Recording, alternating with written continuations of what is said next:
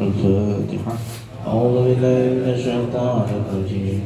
بسم الله الرحمن الرحيم. الحمد لله رب العالمين الرحمن الرحيم مالك يوم الدين إياك نعبد وإياك نستعين اهدنا الصراط المستقيم صراط الذين أنعمت عليهم غير المغضوب عليهم ولا الضالين.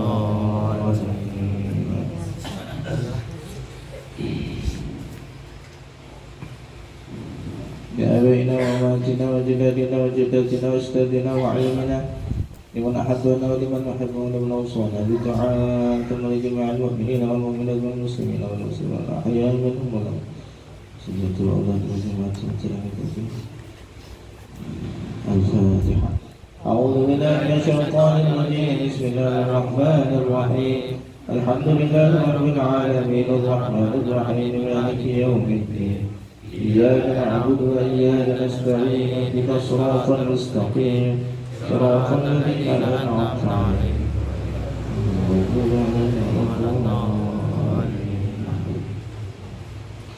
بسم الله الحمد لله والصلاة والسلام على رسول الله سيدنا ومولانا محمد ابن عبد الله وعلى آله وصحبه ومن والاه ومن تبع هداه إلى يوم نلقاه. أما بعده قال المصنف رحمه الله تعالى ونفعنا به وبعلومه في الدارين آمين. من كتاب رياض الصالحين للإمام النووي رحمه الله تعالى رحمة واسعة. Ini malam hari ini sudah di akhir daripada bulan Safar yang insya Allah tanggal 17 atau bertepatan di hari Sabtu ini. Itu adalah hari tanggal 1 dari bulan Rabiul Anwar, Rabiul Awal. Kalau orang Mesir bilangnya Rabiul Anwar, yang dimana di bulan ini adalah bulan makhluk yang paling mulia diciptakan oleh Allah Subhanahu wa taala di tanggal 12 Rabiul Awal,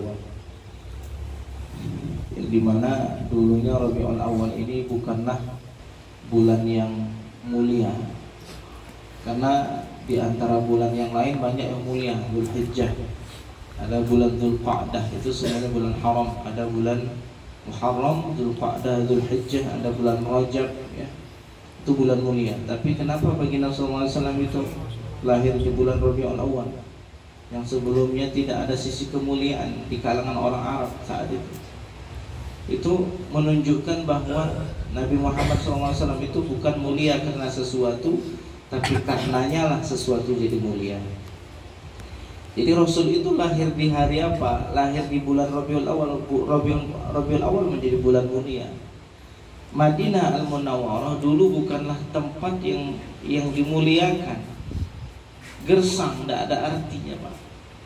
Tapi semenjak baginda sallallahu alaihi wasallam mendoakan dan datang ke sana dan menjadikan tempat tinggal dan menjadikan itu sebagai tempat terakhir beliau sallallahu alaihi wasallam, sehingga Madinah itu menjadi munawwarah, kota yang bersinar, Madinah yang bersinar.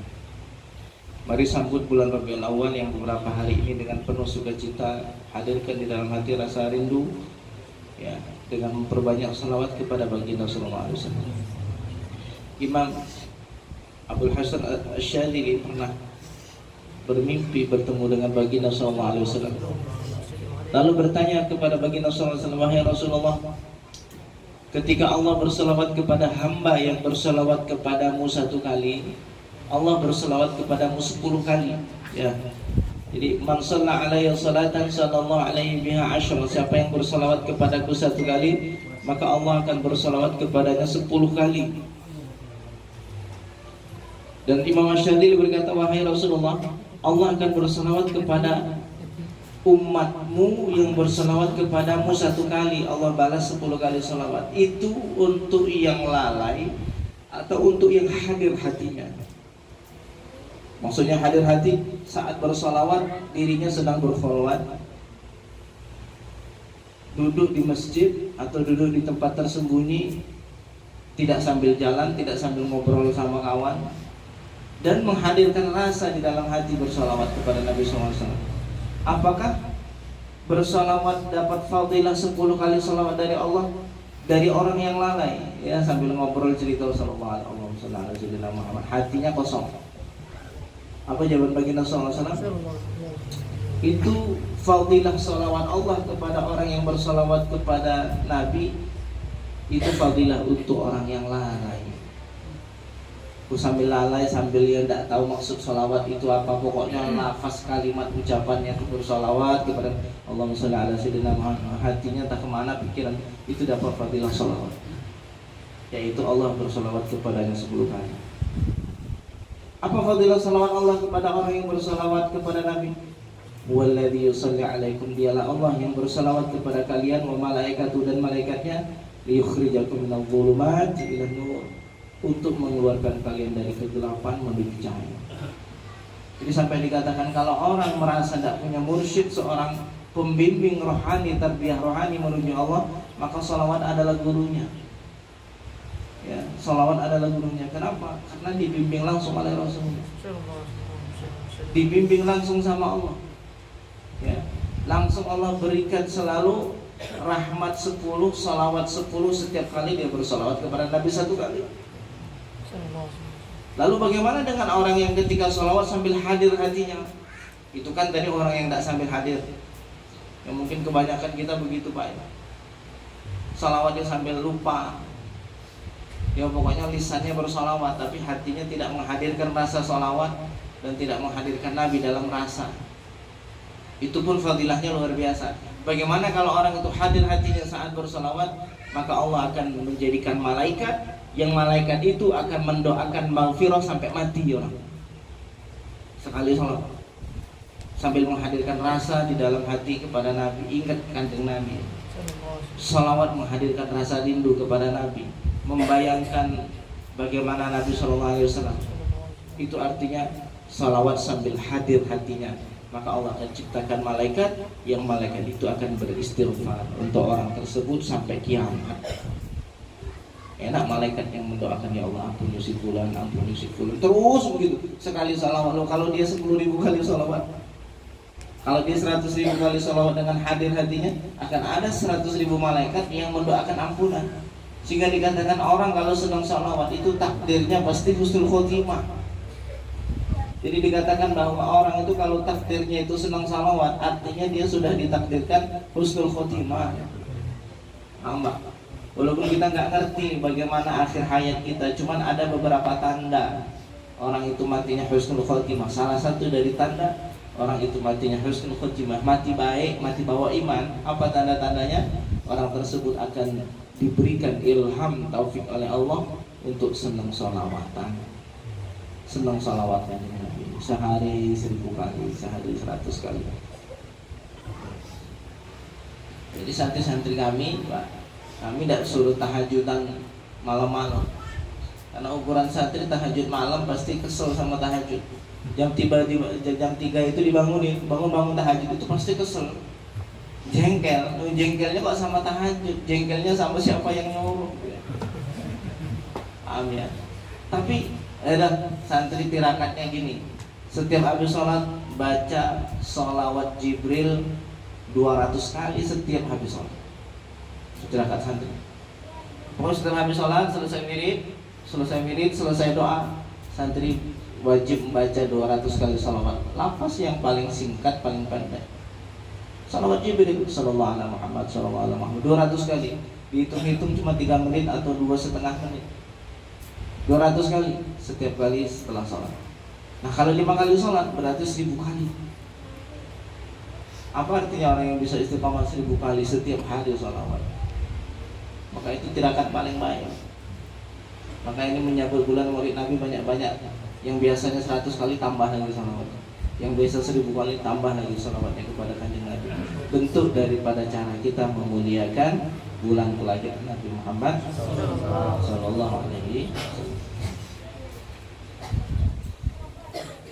Insya Allah nanti di pertemuan akan datang, ini belum masuk bulan Maulid, insya Allah di minggu akan datang, sebelum kita baca Riyadhus Shalihin, saya akan membaca sedikit tentang Khulasatul Nurul Yaqin. Khulasatul Nurul Yaqin ini ringkasan sirah Nabi, biar terbayang dalam pikiran kita tentang Nabi itu kayak mana, Pak.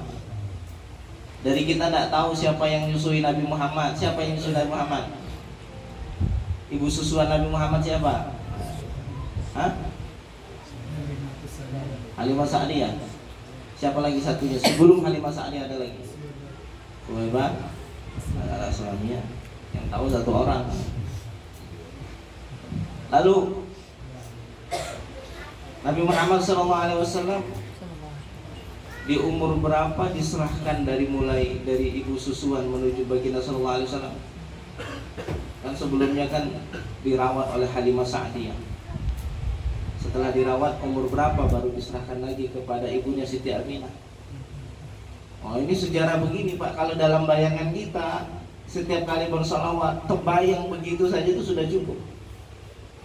Orang itu sulit khusyuk itu satu masalahnya. Dia nggak ngerti khusyuk itu harus berpikir tentang apa. Saya mau nanya, orang itu susah khusyuk sholat karena nggak tahu yang harus dipikirin dalam sholat itu apa. Makanya kata Imam Syed Usamah Syed Azhari, ilmu itu adalah fondasi utama dalam beragama. Jangan hanya semangat, tapi ilmu itu adalah fondasi utama dalam beragama. Ya punya ilmu. Kita pengen khusyuk sholat, pengen khusyuk. Ya bagaimana caranya khusyuk? Kita tidak tahu cara menghadirkan rasa dalam pikiran.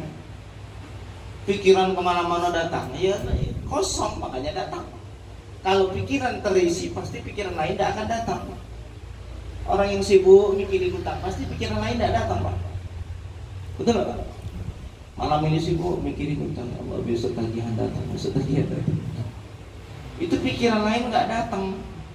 Karena kaidahnya satu, yang sibuk sesuatu maka dia tidak bisa disibukkan dengan hal lain. Al-masyghulu la yashghulu. Orang yang sedang sibuk tidak akan disibukkan dengan perkara lain. Orang lagi sholat dia sibuk dengan minimal menerjemahkan apa yang dibaca, maka pikiran lain tidak akan datang. Minimal lah. Ketika sholat itu tahu apa yang dibaca. Surah Fatihah dia ngerti, iyyaka na'budu wa iyyaka nasta'in. Hanya dalam bayangannya adalah mengartikan setiap kalimat yang dia ucapkan setiap kali sholat. Pikiran lain tidak akan datang. Saya tadi bingung, ini setelah saya nak masuk bagaimana nih? Dia sibuk menerjemahkan minimal. Daripada kosong sama sekali, saya enak, goda. Ya susah memang nak khusyuk. Begitu juga halnya ketika bersolawat kepada Nabi. Kenapa sulit sekali menghadirkan rasa rindu? Karena kita menghadirkan rasa apa? Kita tidak tahu sebelumnya tentang rasa itu. Rasa rindu kepada Nabi. Ingat dulu, tahu dulu tentang keindahan Nabi, baru kita akan merasa merindu kepada Nabi. Rindu itu kan tentang satu kenangan, itu enggak? Rindu itu kan tentang satu keindahan, betul Pak? Apa? Rindu itu adalah satu tentang kenangan dan tentang keindahan. Loh, kita belum pernah mengerti tentang kenangan dan keindahan kepada Nabi. Bagaimana kita bisa menghadirkan rasa itu?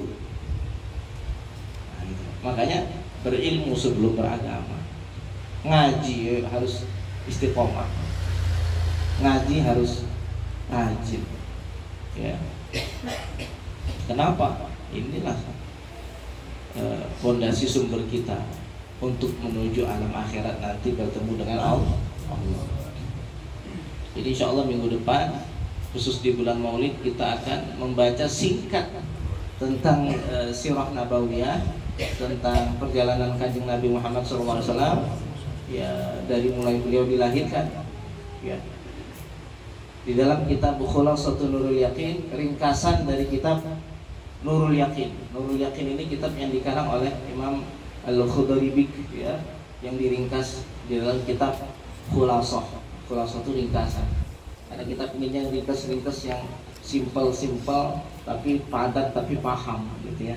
Insya Allah kita baca di minggu akan datang sebelum kita membaca kitab Riyadhus Shalihin Imam An-Nawawi, insyaallah dengan izin Allah Subhanahu wa taala.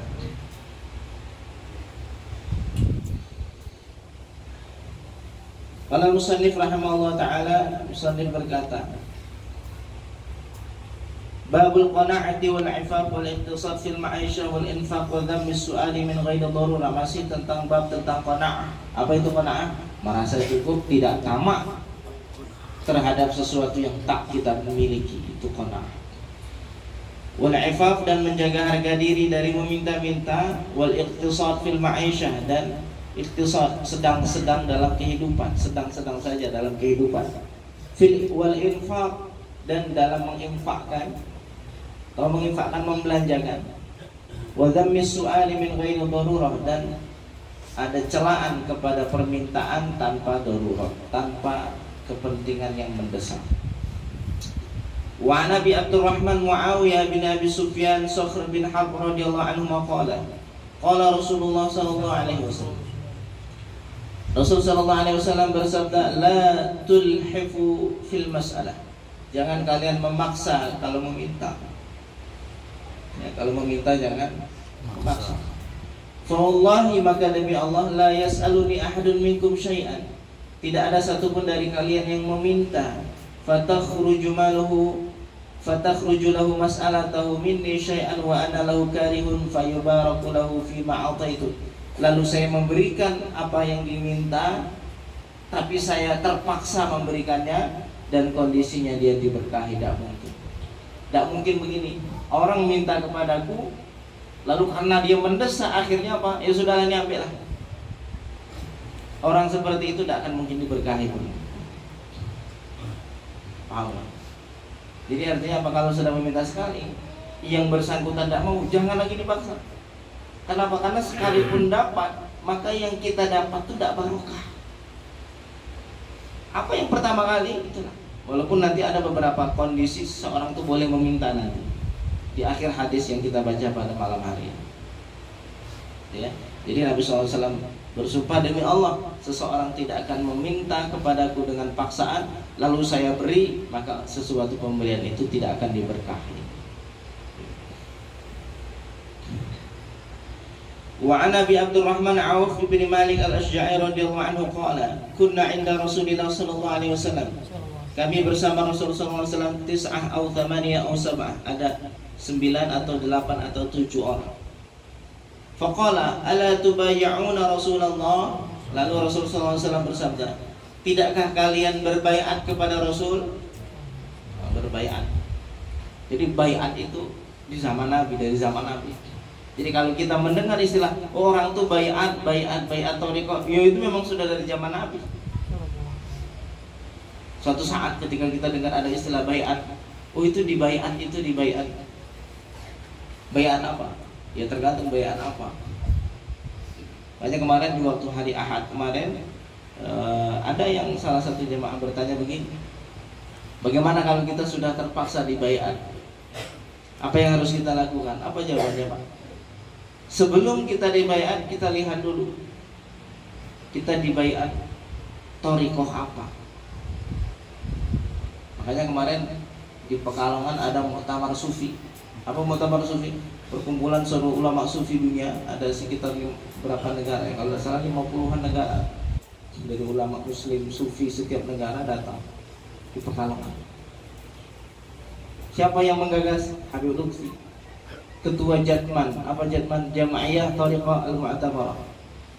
Pokoknya semua thariqah itu ada datanya. Datanya kalau mu'tabar, oh itulah thariqah yang benar. Kalau tidak terdaftar, jangan. Ayo sebelum ambil baiat thariqah, lihat dulu thariqah yang dimaksud, mu'tabar atau tidak. Ada orang membaiat tapi tidak berthariqah. Baiat apa ya tidak tahu. Nah, kalau seandainya mu'tabar, memang dia sudah terdaftar sampai ke Rasulullah, saat sudah berbaiat kepada si fulan yang dimaksud yang punya ijazah itu, maka sejatinya dia telah berbaiat kepada Rasul. Kalau sudah berbaiat kepada Rasul, dia berbaiat sudah kepada Allah. Dan sahabat pun mengamalkan amalia ini, Pak, baiat. Ini tidak main-main kalau sudah baiat, sudah ngambil janji. Ala tubay'una Rasulullah, tidakkah kalian mau berbaiat kepada Rasul? Nah, ini Rasul nanya ke sahabat. Ada 8 atau 9 di sini. Ragu. Wa kunna hadithu ahdin bi bai'atin, dan padahal kami sedang baru di bai'at. Kami sebelum ini sudah pernah di bai'at hal lain. Kata sahabat yang ini tadi dalam hati. Faqulna qad bai'naka ya Rasulullah. Lalu kami menjawab, yang beberapa orang tadi mengatakan, kami sudah di bai'at ya Rasul. Kami dulu sudah di bai'at sama engkau ya Rasul. Tsumma qala, kemudian Rasul kembali lagi berkata, ala tubay'una Rasulullah, maukah kalian berbai'at kepada Rasul? Diulang lagi sama Nabi. Saya sudah jangan banyak tanya, mau tak bai'at gitu. Fabasatna aidina, lalu kami membentangkan tangan kami. Alhamdulillah kemarin jemaah yang ikut berangkat ke Jakarta semuanya berbai'at langsung dengan Maulana Syekh Yusuf. Dengan sama hadisnya ini ada taufik, ada sisi kesamaan. Sama-sama membentangkan tangan mana ya? Ya Mas, ada sisi kesamaan dengan hadis.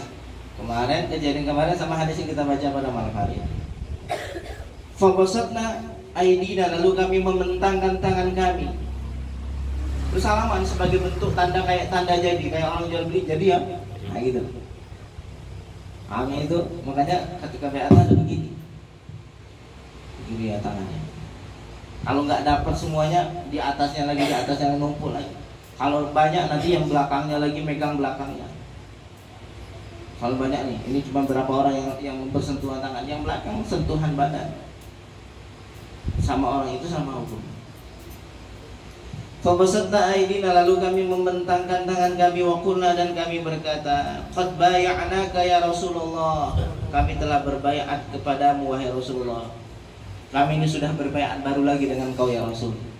Fa'ala ma nubayyuka, maka baiat apa yang satu ini ya Rasul? Rasul belum ngasih tahu baiatnya apa.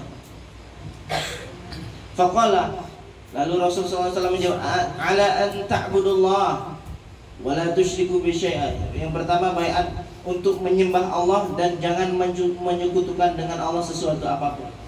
Itu janji pertama. Untuk menyembah Allah dan jangan menyekutukan. Tanam kuat-kuat tauhid. Yakinkan bahwa sejatinya Allah An-Nafi', Allah Allah dialah zat yang memberikan manfaat dan dialah yang memberikan mudarat. Dia yang menghidupkan, dia yang mematikan, dia yang menjamin rezeki, bukan makhluk.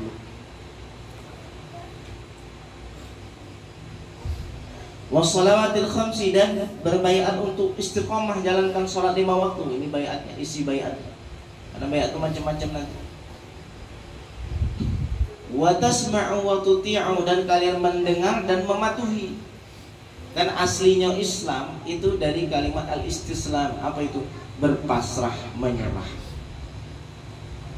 Pondasi awal orang yang beragama Islam itu satu, Pak. Wis pasrah, wis lah.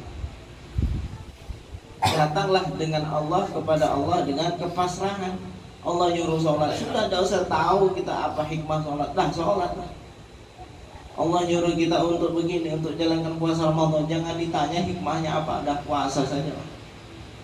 Wa tasma'u wa tuti'u, kalian mendengar dan mematuhi. Karena orang-orang sebelum kita, orang-orang Bani Israil itu ditanya, itu ngapa begini, itu ngapa begini. Ayo, Nabi Musa alaihissalam mengajak umatnya untuk berjihad. Dahlah, engkau duluan, kami di sini dulu, nanti kami nyusul. Baik itu umatnya ngomong ke Nabi Musa. Tapi umat Nabi Muhammad, wa tasma'u wa tuti'u, mendengar lalu mematuhi. Sami'na wa ata'na.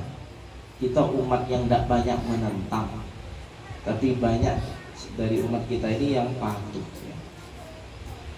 Wa asarru kalimatan khafiyatan, lalu Nabi Muhammad SAW menyembunyikan satu kalimat setelah mengatakan beberapa kalimat yang barusan, anta'budullah wa la tusyriku bi syai'an wa shalawatil khamsi wa tasma'u wa tuti'u. Lalu Nabi menyembunyikan suara, wa la tas'alunan nasa syai'an. Satu lagi baiat, jangan minta sama orang. Ini baiat baru nih kepada yang berapa orang ini. Karena orang ini umum, Pak. Jangan dianggap minta nih, kita minta tetangga, aku minta ya, minta beras ya, aku minta duit. Istri ini juga orang kan. Tolong diambil ini tuh. Wah, itu yang minta. Ada sebagian sahabat itu naik onta, lalu jatuh ininya, naik kuda, jatuh pecutan kudanya ke bawah. Orang ada di bawah, tidak mau dia minta tolong untuk diambilkan. Padahal orang itu ya tinggal ngambilin, dia harus turun ngambil pecutan lalu ke atas lagi naik lagi karena ngamalin hadis ini. Berat ini, bayatnya ini berat. Wala tas'alunan nasa syai'an, jangan meminta kepada orang siapapun, jangan minta tolong ke siapapun, walaupun tolong ambilin itu enggak. Berat tak? Nah, tapi ini tarbiyah, mendidik hati kita supaya hati kita tidak berhajat kecuali cuma kepada Allah.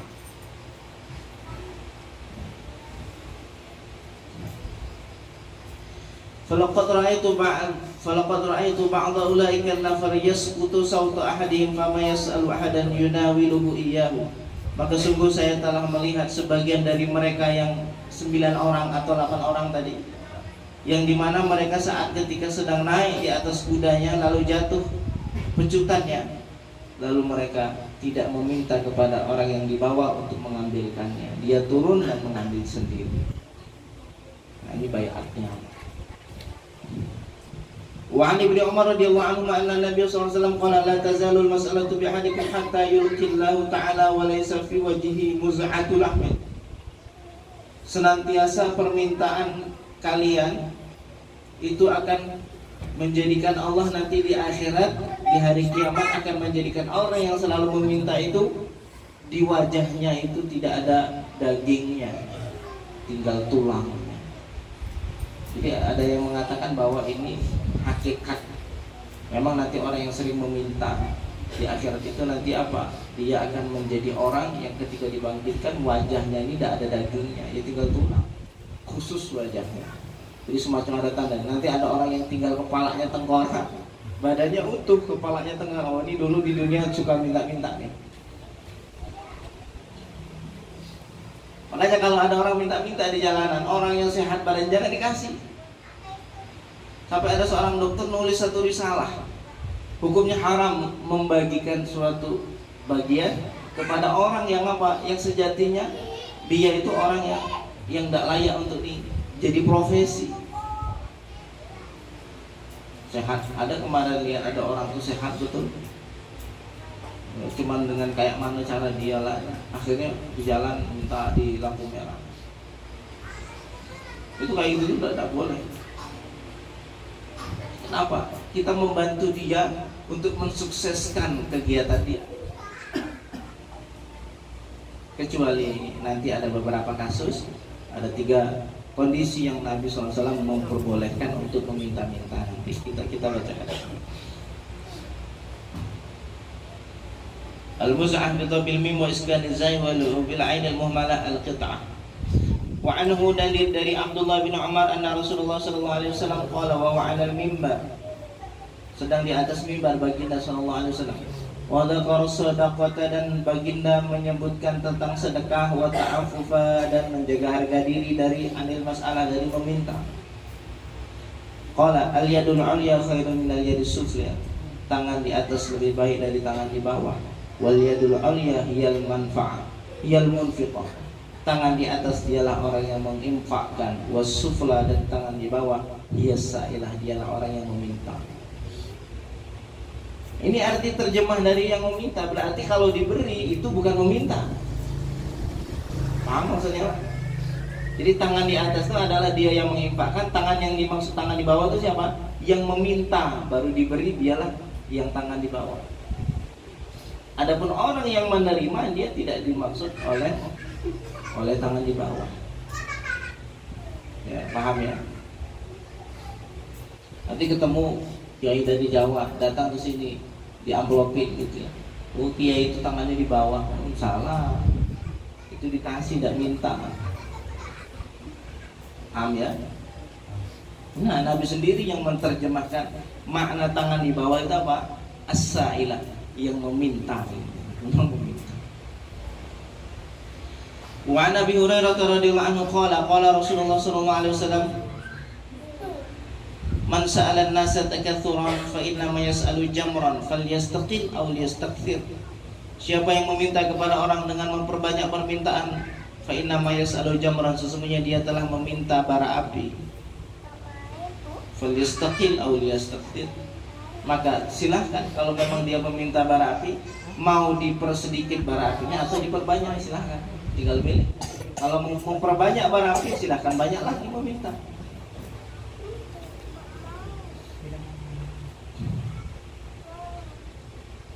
Wa an Samurah bin Jundub radhiyallahu anhu qala qala Rasulullah sallallahu alaihi wasallam, Rasulullah sallallahu alaihi wasallam bersabda, innal mas'alata, sesungguhnya permintaan, kadun itu adalah menyulitkan, membuat kita capek.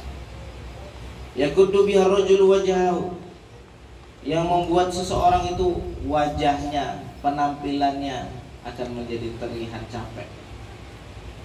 Illa yas'al rajulu sultanan aw fi amrin la budda minhu, kecuali seseorang meminta kepada seorang raja atau terhadap orang yang mengurus masalah zakat, wal hal, dia orang yang berhak untuk menerima zakat. Misal, siapa salah satu penerima zakat? Orang yang ibnu sabil, dia berada di perjalanan, barang yang dibawa dicuri orang, dia tidak punya uang untuk bisa pulang ke rumah.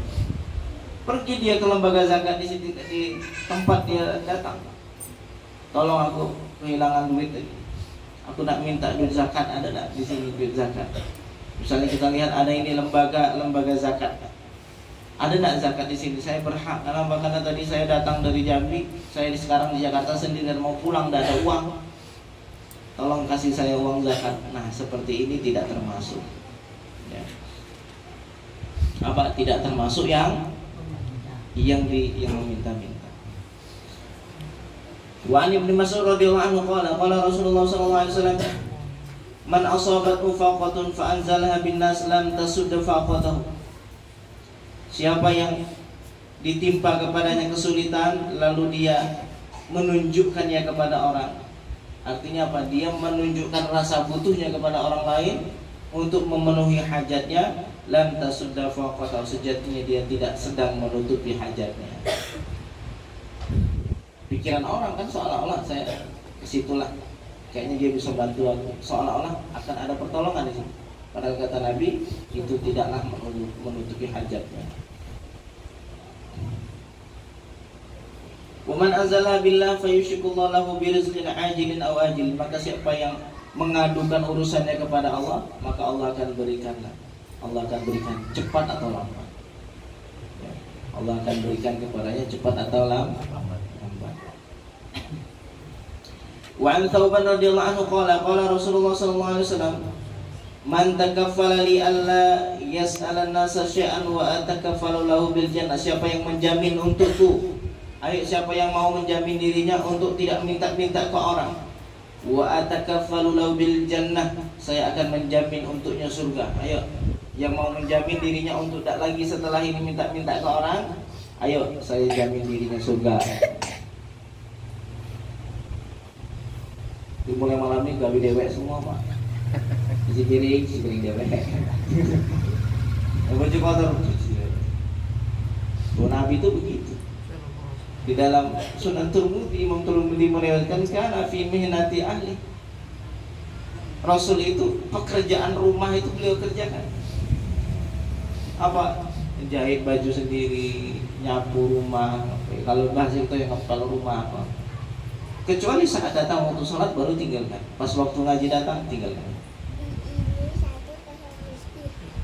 Ya. Oh begitu ya, senang istrinya pak. Cocok ngaji begitu, ngaji terus sama ustaz ibu. Loh mas kok berubah pagi ini mas? Iya semalam ngajinya begitu. Di mana ngaji? Oh yang ngaji terus mas, yang mantap mas. Terus mas istiqomah mas ya. Nah, ini.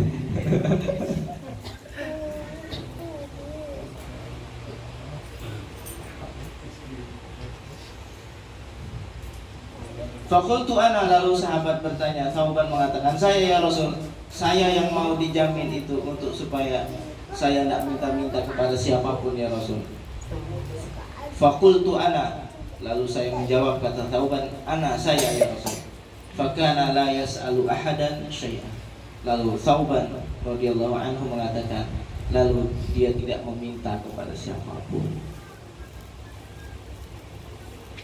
Ini hadis yang kita tunggu ya. Wa an Abi Bishr al-Qabisah bin Makharik radhiyallahu anhu qala, dari Abi Bishr al-Qabisah bin Makharik radhiyallahu anhu qala berkata, tahammaltu hamalatan, saya menanggung banyak beban. Kata siapa? Mungkin utangnya banyak, apa banyak. Biasa dari zaman dulu sampai zaman sekarang tuh gitulah beban orang. Tadi saya didatangin orang yang ngadunya begitu, punya masalah, punya banyak masalah utang. Ya namanya orang dicurhatin orang lain, pasti kita terbawa pikiran juga, Pak. Beban makin bertambah. Jujur loh. Kalau ada orang cerita tentang beban orang lain ke kita, pasti kita akan ikut membayangkan, ikut sedih, ikut kasihan, betul tak, Pak? Akhirnya kita ya terasa terbebani juga. Tapi ya itu harus punya sifat, itu harus.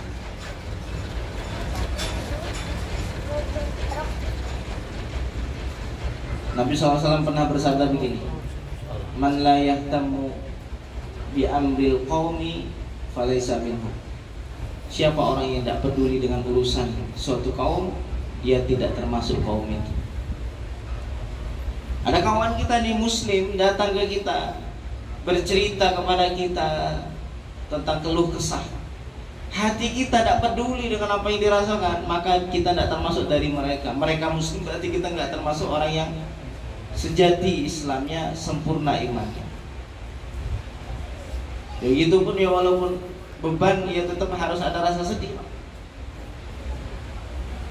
Kalau kita mikirin begitu, ada orang ngadu, oh itu ya masalahmu, itu urusan sampai harus telan kono, gitu dah.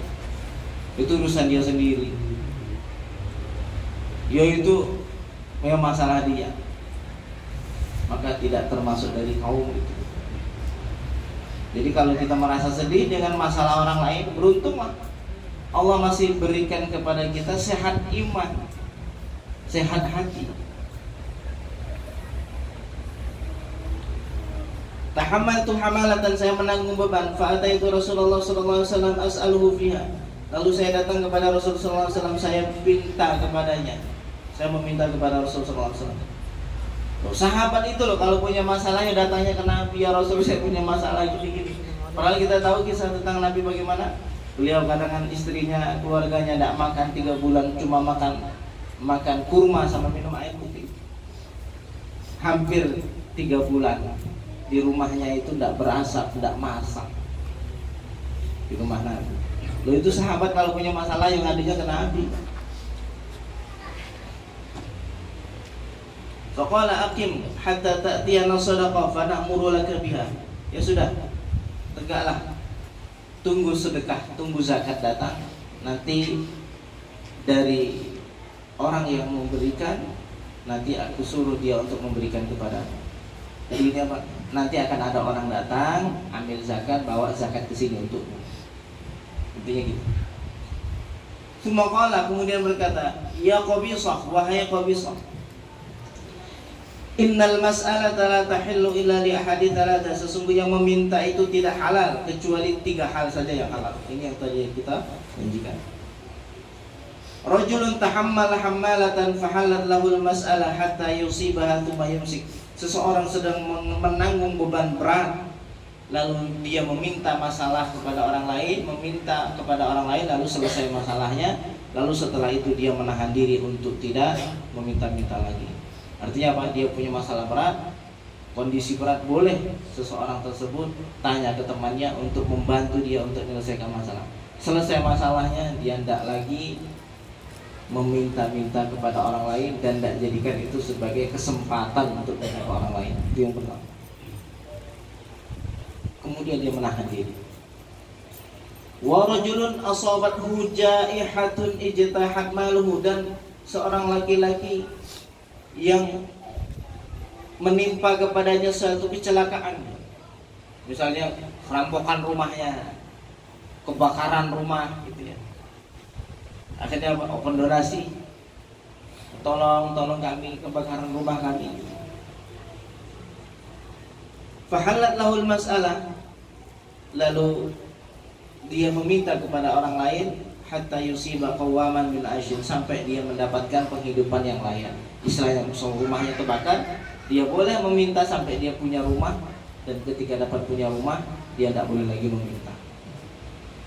Nah, ini kondisinya darurat betul, masalah rumah. Jadi ada pertanyaan begini, ada orang dia punya hutang, bahkan dituntut hutang karena kena satu musibah, ditipu orang juga, akhirnya dia menanggung beban hutang orang lain.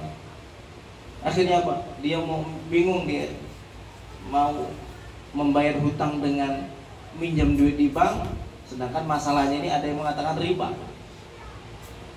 Atau dengan satu solusi, menjual rumah. Kalau jual rumah ya selesai masalahnya memang. Tapi rumahnya terjual, tinggal di mana yang tidak tahu. Lalu apa yang terjadi? Begini Pak, ad-daruratu tubihul mahdhurat. Suatu hal darurat itu membolehkan sesuatu yang terlarang. Apa darurat? Rumah ini tetap termasuk hal darurat. Rumah, tempat tinggal, pakaian, ini hal darurat. Hal pokok yang harus setiap muslim itu punya ya. Tempat tinggal, pakaian, dan apa lagi? Apa tadi? Makanan. Apa? Tempat tinggal, pakaian, dan makanan. Maka seandainya dia harus berhutang pun dengan cara seperti ini, daripada harus jual rumah, harus kehilangan hal darurat dalam dirinya, maka saya katakan seandainya pun kita katakan minjam duit di bank yang itu sifatnya itu hukumnya haram, maka ini dalam kaidah fikih dibolehkan. Kenapa? Dalam kondisi mempertahankan rumah yang itu tempat tinggal dirinya dan keluarganya. Ad-daruratu tubihul mahdhurat. Yang terlarang, yang darurat itu bisa membolehkan yang terlarang. Contoh sederhana begini, kita pergi ke hutan, kehilangan barang, kehilangan makanan, tidak ada sesuatu yang bisa kita makan kecuali di situ ada apa? Ada anjing. Anjing najis tak? Haram kita makan dagingnya. Dalam kondisi ini kita tidak makan, mati ini selesai. Apa yang terjadi? Nah, sembelih bela kambing ini panggang. Selesaikan daruratnya. Sampai kita dalam kondisi darurat, halal hukumnya saat itu. Kalau kita katakan hukum meminjam itu menurut pendapat yang mengatakan itu riba. Paham ya? Nah ini.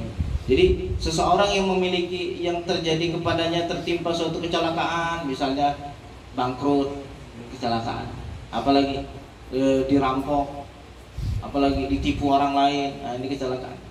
Sejatinya dia boleh meminta ke lembaga zakat atau gimana caranya lah, lembaga sosial dan lain-lain. Sampai kapan? Sampai kondisinya kembali normal, kondisi dia kembali seperti sedia kala. Itu yang kedua. Wa rajulun asabathu faqah, dan seorang laki-laki yang menimpa kepadanya punya sangat miskin, orang susah niat. Hatta yaqula thalathatun min dhi al-hijjah min qaumi laqad asabat fulanan faqah, sampai orang-orang yang memiliki akal sehat akan mengatakan, dia itu memang susah niat, dia itu memang miskin niat. Fahalat lahul mas'alah hatta yusiba qawaman min ashin, sehingga orang tersebut ketika meminta lalu selesailah masalahnya, lalu selesailah kesulitannya. Itu yang dibolehkan. Yang ketiga apa? Orang sangat susah, memang susahnya, tidak tahu lagi kayak mana. Yang kedua apa? Orang yang kena musibah. Terus yang pertama tadi apa? Seseorang yang sedang menanggung beban, mungkin hutang yang sangat begitu banyak, yang tidak terbendung lagi. Jadi ada tiga tadi apa? Seseorang yang menanggung beban begitu luar biasa. Yang kedua orang yang sedang yang dapat musibah, kecelakaan, apapun bentuk kecelakaan tersebut. Lalu yang terakhir adalah orang yang sangat susah, tapi selesai masalahnya, tidak boleh lagi dia meminta. Sampai dikatakan di hadis terakhir sampai hukumnya haram. Kalau itu jadi profesi, lalu dia meminta dan dia diberi dan makan, itu hukumnya haram. Seandainya ada ini orang susah minta-minta, dapat dia duit setiap hari, cukup, sudah berhenti, jangan minta lagi. Kalau diminta lagi, ya itu tadi akan senang, wah enak ya ternyata pekerjaan gini. Akhirnya rumah terbangun 2 tingkat, Pak. Kerjanya di Jakarta, di kampungnya 2 tingkat rumahnya. Dan itu nyata tak? Nyata, kita dengar semua berita itu di televisi. Profesinya minta-minta. Ya kalau orang minta-minta, standar hidupnya tidak tinggi. Makan siang cukup nasi bungkus 10.000. Tabungannya banyak. Simpan, di kampung bangun rumah 2 tingkat. Itu sudah haram yang dimakan. Awalnya itu halal, sebatas untuk memenuhi kebutuhan sehingga kondisi normal. Selebihnya itu jadi haram. Au qala sadada min Aisyah, famasiwahunna minal mas'alati ya qabisah. Maka selain dari yang 3 tadi, wahai Qabisah, kata baginda, suhtun yakuluha, ya, usahanya akan menjadi haram. Yakuluha sahibuha suhta, juga sesuatu yang dimakan itu juga haram. Yang dikerjakan haram, sudah dapat uang dari itu, yang dimakan pun jadi sesuatu yang haram. Ya, na'udzubillahi min dzalik. Terakhir, wa an Abi Hurairah radhiyallahu anhu anna Rasulullah sallallahu alaihi wasallam qala laisal miskinu alladhi tarudduhu al-luqmatu wal-luqmatani wat-tamratu wat-tamratani. Bukanlah orang miskin itu yang tidak memperoleh 1 suap atau 2 suap, atau 1 kurma atau 2 kurma. Yang disebut miskin itu bukan dia tidak punya kurma, bukan tidak punya roti, bukan tidak punya nasi, tidak punya beras. Walakinnal miskin, yang sejatinya miskin itu yang seperti apa? Alladzi la yajidu ghinan yughni, yang dia tidak bisa mencukupi dirinya. Memang kebutuhan bulanan untuk keluarganya tidak cukup. Dia kerja tapi pekerjaannya tidak mencukupi kebutuhan keluarga. Wala yaftinu lahu fayutasaddaq alaihi, dan dia tidak berpikir bagaimana caranya meminta kepada orang lain. Itu orang miskin yang sejati, yang dapat kemuliaan di sisi Tuhan. Sampai Nabi SAW itu bersabda, Allahumma ahyini miskinan wahsyurni fi zumratil masakin. Ya Allah, hidupkan diriku miskin, dan nanti di akhirat pun kumpulkan aku bersama orang miskin. Yang kayak mana miskinnya? Yang dia tidak memiliki sesuatu yang mencukupi dirinya, tapi setelah dirinya tidak cukup, tidak pula berpikir untuk meminta kepada orang lain. Itu miskin yang punya kemuliaan di sisi Allah. Paham maksudnya, Pak? Miskin yang tidak memiliki kecukupan untuk bulanan dirinya dan keluarga, tapi dirinya tidak pernah terbesit untuk bagaimana caranya meminta kepada orang lain. Itu miskin yang memiliki kemuliaan di sisi Allah dan di sisi Rasulullah. Wala yaqumu, dan dia tidak berdiri, fayas'alun nas, lalu dia meminta kepada orang lain. Muttafaqun alaihi, hadis riwayat Bukhari Muslim, ya, hadis sahih riwayat Bukhari Muslim. Walhamdulillahirabbil alamin. Insyaallah kita lanjut di pertemuan yang akan datang. Babu jawazil akhzi min ghairi mas'alatin wa la tatallu alaihi. Wallahu a'lam bissawab. Walhamdulillahirabbil alamin.